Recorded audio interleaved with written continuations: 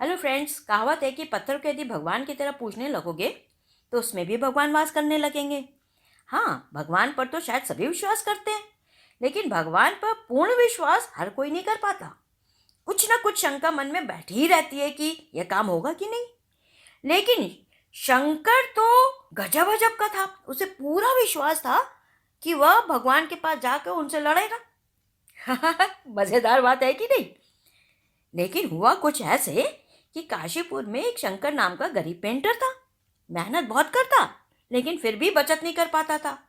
वह सोचता रहता कि ज्यादा धन कैसे कमाऊं कि बचत हो सके। एक बार जब वह काम से वापस आ रहा था तो रास्ते में साधु महात्मा का कथावाचन हो रहा था।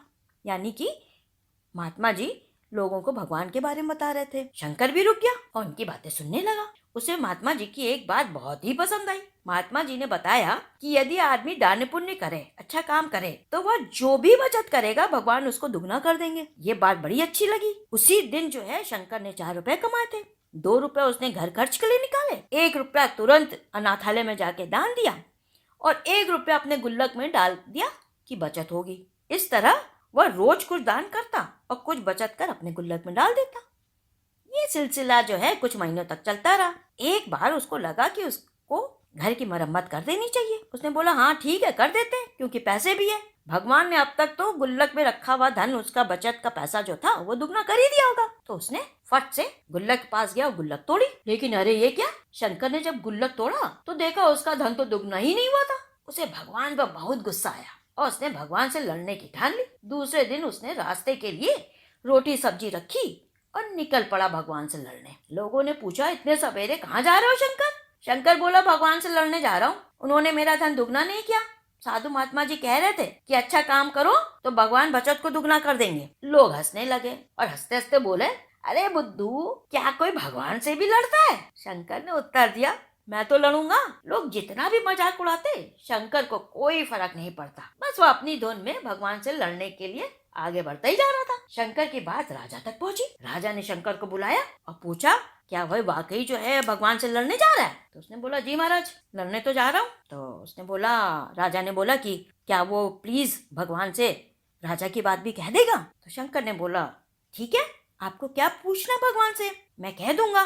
तो राजा बोले भगवान से पूछना कि मेरे राज्य में दिन में तो बहुत खुशहाली रहती है, परंतु रात होते ही मातम छा जाता है। मेरी बेटी भी जो है बहुत दुखी हो जाती है। तो शंकर ने बोला ठीक है महाराज, मैं बोल दूंगा भगवान से।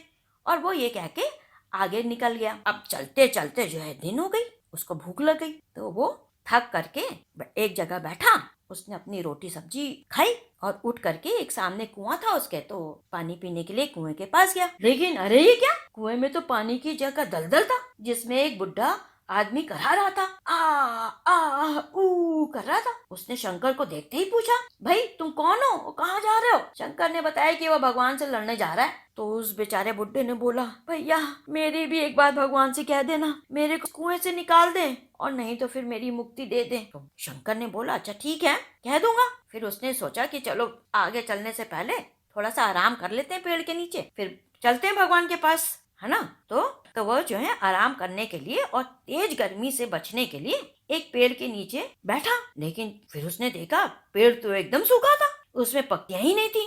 शंकर बोला क्या फायदा ऐसे पेड़ से जो लोगों को आराम तक नहीं पहुंचा दे। पेड़ दुखी हो गया। पेड़ ने सुना तो उसने बोला भैया मैं बहुत दुखी हूँ, मेरे पास पत्ते नहीं है कि लोगों को जो है छाँव में, मेरी छाँव में लेकर के वो रेस्ट कर सकें, आराम कर सकें, सुस्ता सकें। मैं तो एकदम पतझड़ हूँ, मैं तो बहुत ज्यादा दुखी हूँ। अब शंकर तो दयालु था, तो शंकर ने बोला अच्छा भैया, अच्छा ये बताओ कि मैं भगवान के पास जा रहा हूँ, तुम्हें कुछ कहलवाना है क्या भगवान से? कहने लगे हाँ भैया, भगवान से पूछ लेना कि मेरे को हरा भरा करेंगे कि नहीं करेंगे, और नहीं कर रहा है तो प्लीज मेरे को एकदम ही मार दे। तो शंकर ने बोला ठीक है, मैं भगवान से आपकी बात बोल दूंगा। और वो आगे निकल गया।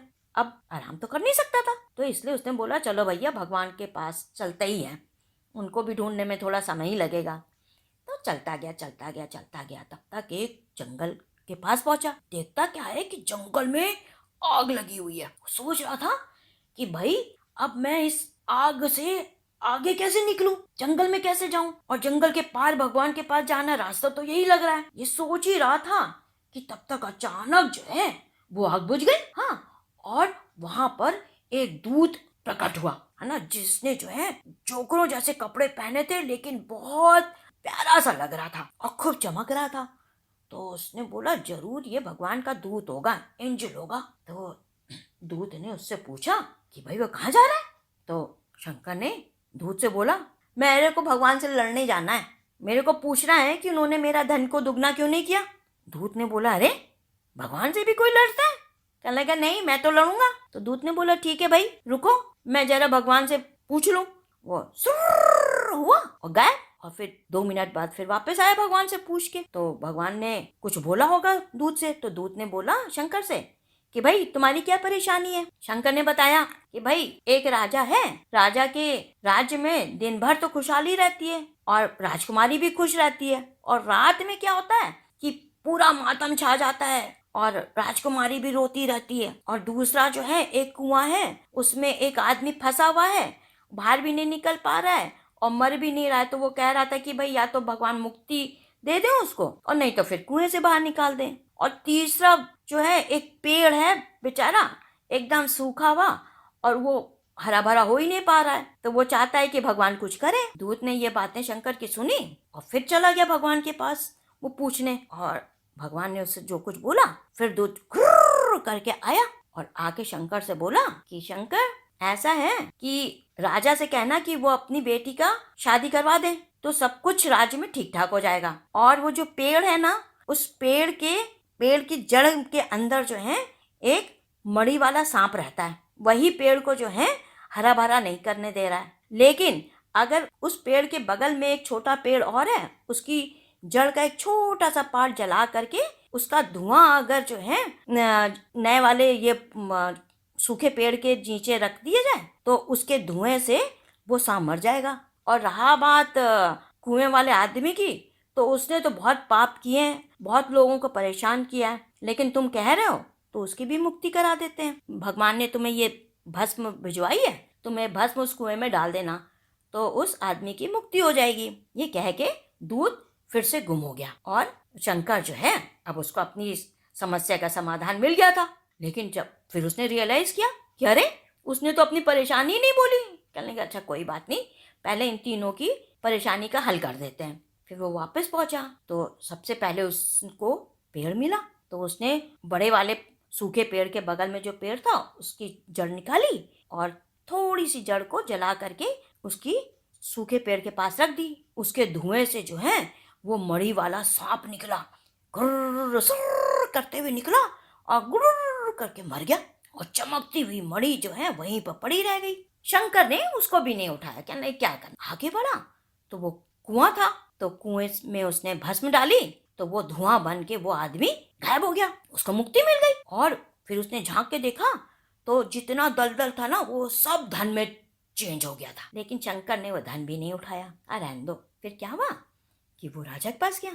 राजा ने बोला कि क्या हुआ भैया शंकर। कहने कि हाँ भगवान ने बोला है कि अगर आप अपनी बेटी की शादी कर देंगे तो आपके राज्य में फिर खुशहाली लौट आएगी। तो राजा सोचने लगा, कहने कि अरे ये शंकर लड़का है, ये तो कितना अच्छा है, इससे अच्छा इंसान तो हमें मिलेगा ही नहीं अपनी बेटी के लिए। तो उसने शंकर से बोला कि शंकर क्या तुम मेरी बेटी से शादी करोगे। शंकर ने बोला अच्छा ठीक है चलो, मेरी शादी तो हुई नहीं है। तो उसने कहा हाँ ठीक है मैं कर लूंगा। तो राजा ने अपनी बेटी की शादी शंकर से कर दी। अब शंकर जो है राजा का दामाद हो गया, है ना, और वहां पे खुशी खुशी रहने लगा क्योंकि राजा ने बोला कि भाई अब तुम यहीं पर आके करो, अब तुम यही राजपाट देखना।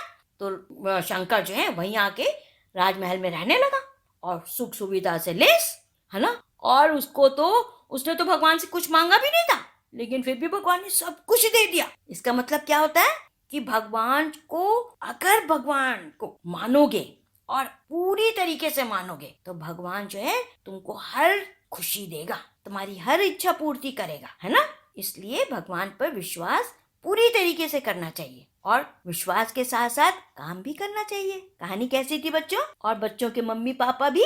अच्छा ये बताइए कि अगर आप लोगों को कहानी अच्छी लगी है तो इसमें क्या अच्छा लगा ये कमेंट में प्लीज लिखो, और अच्छी लगी तो लाइक भी करो। और सबसे मुख्य बात, अगर सब्सक्राइब नहीं किया है अब तक तो जल्दी से सब्सक्राइब कर दो ताकि हमें खूब मोटिवेशन मिलता रहे, ठीक है।